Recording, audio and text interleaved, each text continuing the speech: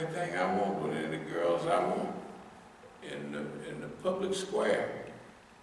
And the white woman might have thought, I can shoot this nigga anytime I want and say anything I want. And she might have just tripped up once. Foreign powers see no military solution in Syria. You see how they report? They really report things different than what they are. Now, they done reported this in the Iranian press and the Turkish press, and they done stretched out Mattis in his surprise trip to Afghanistan urges peace. Peace in Afghanistan? He must be crazy. There's more killing in Afghanistan, and half of it, all last week's killing was what they call it, blue on green or something. The guy's teaching, yeah.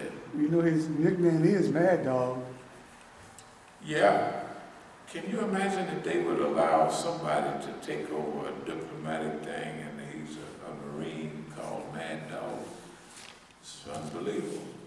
The U.S. discussed coup plots with Venezuelan rebels in a secret meeting. So, all of that's wonderful because it's telling the world why the U.S. is where it's at, and with all of its power, it can only do harm to people. Major win tends to, with tears, like I said, look at her ponytail back there. That is a black ponytail. It ain't got one straight hair in that boy. So, she's technically the darkest Serena. And if she didn't have just a little eye stuff there, little Japanese eyes, you would never think she was Japanese. So she's about 96% Negro. Yeah, they say she's not really Japanese. They reporting it like that, but they say she's not really Japanese. They say she's like Haitian. Her father's Haitian. Yeah, she. Her husband, her father is Haitian, Yeah. and her mother's probably Japanese. He was probably over there, but she was raised over here. So she would be considered, I don't know what, this is just receding ice could create Russia's own Suez Canal. No, this is something. See, Vladivostok, the Arctic Ocean, keep you from going anywhere, out in it. Unless it's with a super icebreaker. So the melting ice, this is Germany here, they got Vladivostok, Russia, right here. So they may be able, this is Japan here, so instead of going down to the Suez Canal, shoot, they could just jump right over here and go to all the trade centers of the world. Just by going a few miles. They said it would only take like 2 weeks. Somebody already built a ship that's supposed to be doing like a test run. I think it's Japan. Yeah.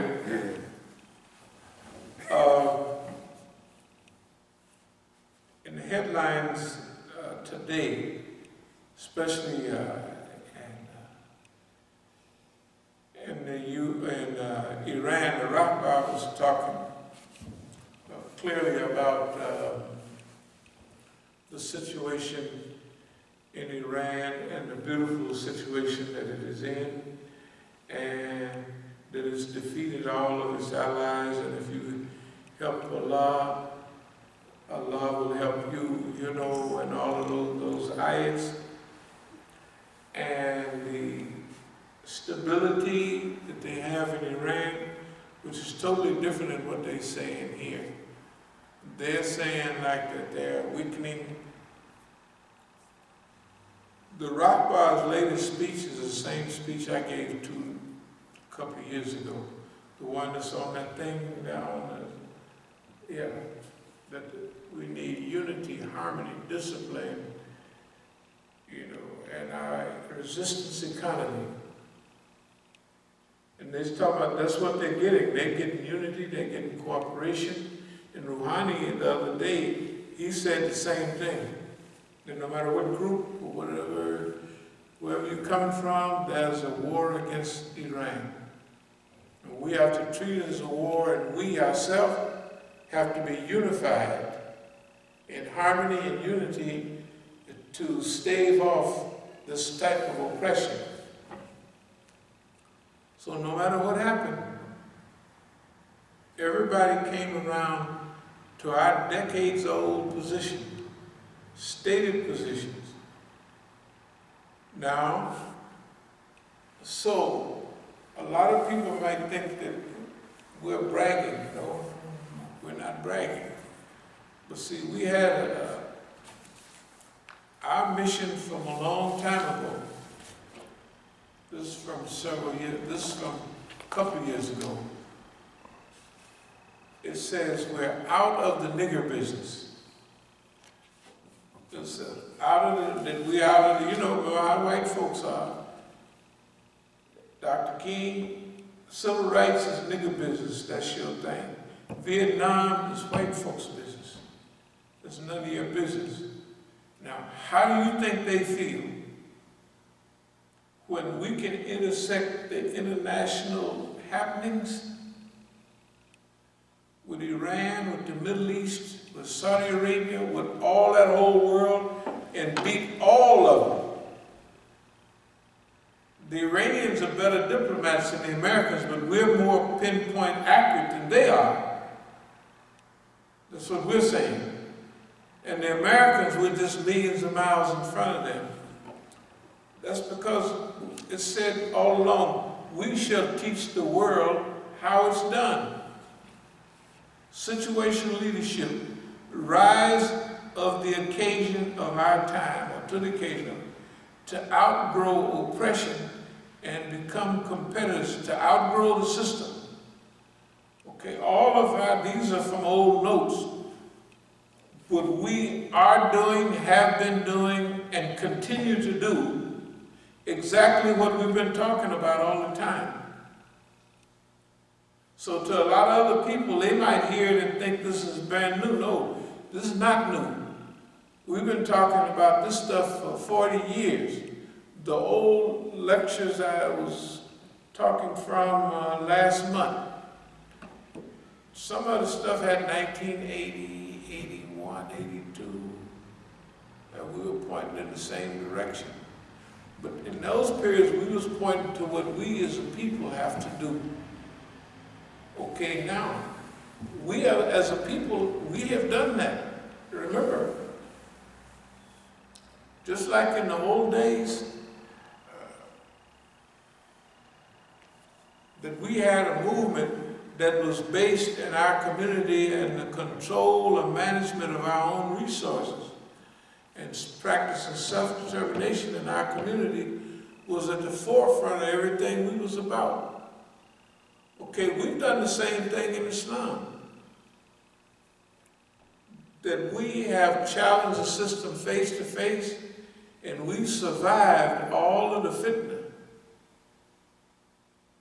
All of the fitna. If we talk about just DC, I think if we had one major fitna a week, times 30 years. Well, that is, I don't know, 1,500 or something, or more.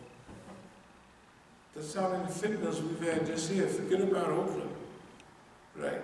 Forget about other places. Whether it's cars, whether it's buildings, whether it's money, all of that. We've not only survived it, but we've thrived on it.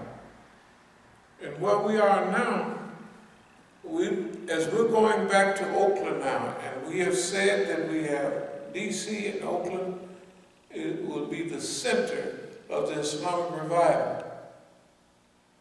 Okay, that's not a happenstance. We've been planning all of it. If you write stuff down and you give a talk on it, year in and year out, right? If you make public du'as year in and year out, and everything that you wrote came out just like you said, and everything that you prayed for came out just like you said, Don't blow them up, just make a damn fool out of them. That's what we got. Nobody expected, I bet you could go to anybody. Not only the monsters, the satanic forces didn't think it was going to happen like that, but the Muslims definitely didn't, or they would be prepared to laugh. They just sitting over there scared to death. Right? Nobody, we going down to care and all that, and we making fun of everybody. Ain't nobody been thinking, hey man, boss man, hey, you keep messing with the white man, he gonna do something to you. So yeah, he gonna have me laughing so hard that I'm gonna need artificial respiration to keep me breathing, because I'll be choking on my tongue or something from laughing so hard. I can't hold my breath properly. Anyway, here we are. Strategic innovation. Move from oppressed to competition and predators. I'm not going to go through all of this, but at first we were oppressed. The government did stuff to us. And there wasn't much we could do about it at that time. We didn't even like it. We would hope it would go away. We'll become a better Muslim and maybe it'll go away. And then we come to the conclusion, no, you have to learn how to like that stuff because you're going to get that. And after you do that, you become a competitor. You compete with the system. But in the last decade or so or more, since 2002, we've been the predator. Not instantly, maybe about 10 years ago, we're the predator. Because everything we're saying, we're setting them up to do it. Strategic management, strategic alliance, new boundaries, new criteria. In other words, we're going beyond. Now we have to upgrade. We gave a talk sometime, a couple of talks, semi-recently, about the shaitan couldn't improve because he's going to use the same old, well, we have to update that and clarify what we're talking about. He's going to work on your nafs, for sure, but the shaitan now is using supersonic technology, and if they was going to hell at camel speed, in the old days, they going at push button speed now, light speed, fitna. So, that's what it means, rise to the occasion of our time. And remember, that also relates to forecasting, predicting, and anticipating. We've anticipated every move that they're making. We've anticipated every tragedy, that they've encountered. Every one. Or let's say most of them. So this ain't no surprise to us. So this is so we can teach the people how to go through these new challenges that they're going to face in order to produce a new, healthy, wholesome world people to live in. Okay. So, we're not the victim now. We're the predator. We're moving on him. This is one of the great hunters, archery hunters, said years ago.